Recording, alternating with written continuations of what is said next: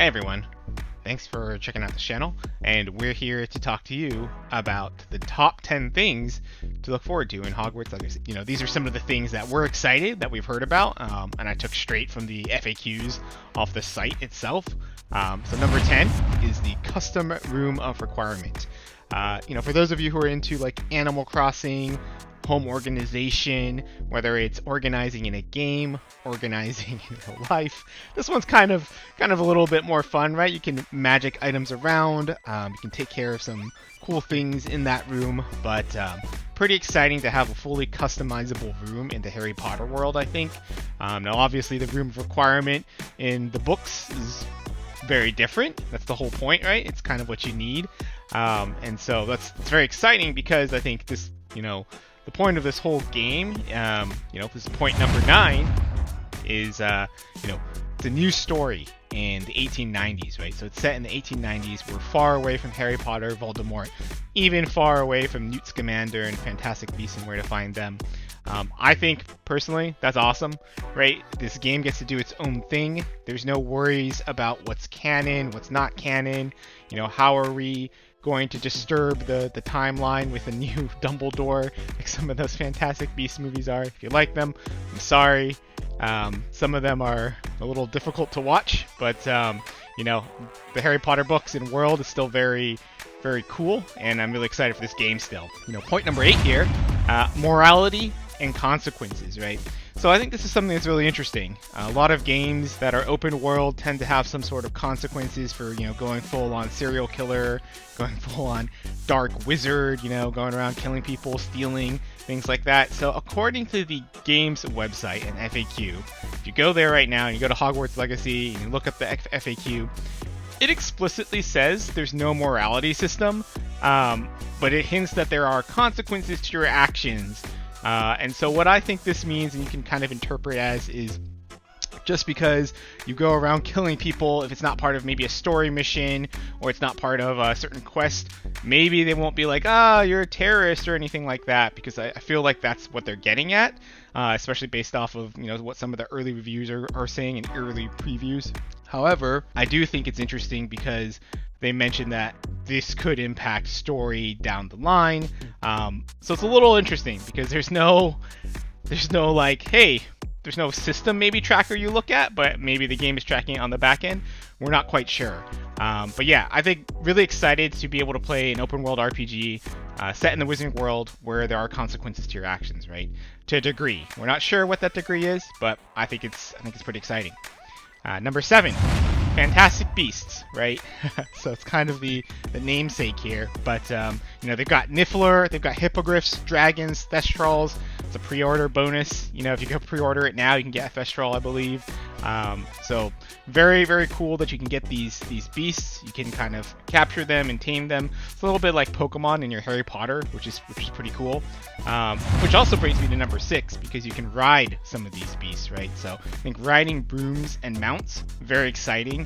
So there's no Quidditch in the game, unfortunately.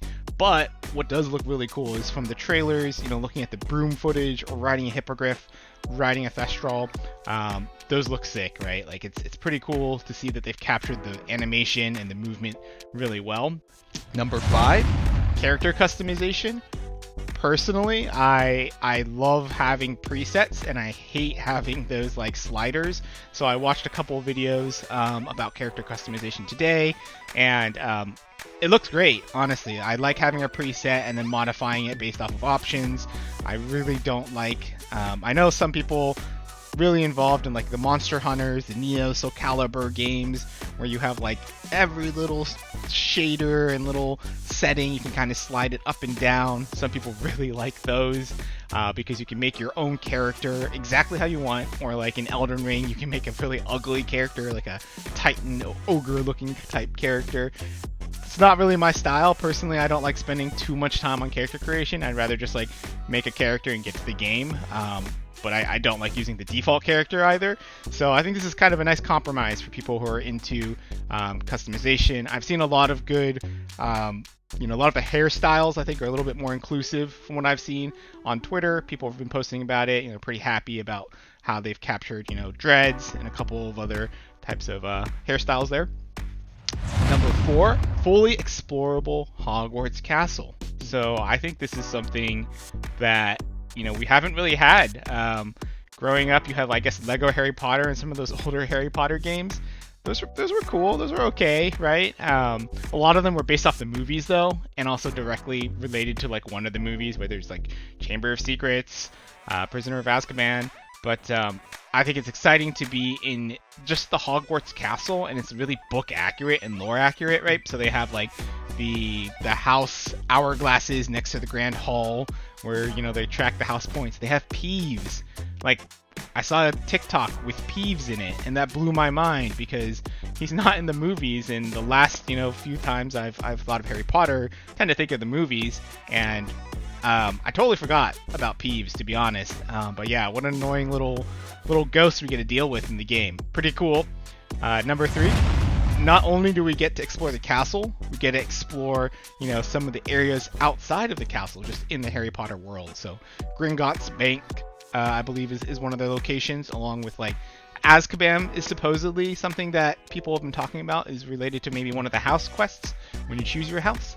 I believe Hogsmeade and the Forbidden Forest, of course, things that are a little bit closer to Hogwarts. But overall, just excited to be in that world. We really haven't had a game like this before, open world game with wizarding magic and everything. And the second point here is no microtransactions. It's kind of a reflection on the sad state of gaming to have to say this. I think people don't really like being nickeled and dimed. No one likes having to, like, pay more. Obviously, this could be an entire topic on its own for a different video, so I'm not going to get too much into it, but I will say there are no microtransactions. The only thing that is kind of like DLC is the Dark Arts pack, I believe, which allows you to get access to the Dark Arts arena, where you can use, like, the unforgivable curses, Crucio, Imperio, and Avada Kedavra, of course. I think it's Imperius, not Imperio. It's my bad. Got to brush up on my Harry Potter, clearly, before I play this game. But I think that's only in the deluxe edition. So if you don't have the deluxe edition and you boot up the game, you're able to buy the Dark Arts pack and get into that arena if you want to. However, they did say that everyone will have access to the unforgivable curses eventually in the game. Which brings me to number 1 point here, is the casting of spells and the spell system overall, and the fact that we can just go up and Avada Kedavra people or Crucio. I'm not sure how Imperius works, honestly. Haven't seen gameplay of it. Like I said, I have been trying not to spoil myself too much here, but I do know Avada Kedavra is a one-hit kill. It takes a long cooldown, which is crazy. Crucio, you just torture your opponents or rival wizards, which is insane. But overall, it looks like there's been a pretty good amount of spells. It's just cool to see the way they flick their wands, the animations, the effects, everything just looks good. There's counter spells too, there's shielding spells, there's invisibility spells, there's all sorts of spells, and I think it's something that I'm personally looking forward to just diving in, getting into it. I'm counting down the days. I bought the early edition so I can try and play 3 days early. Yeah, let us know in the comments below what you're looking forward to in Hogwarts Legacy.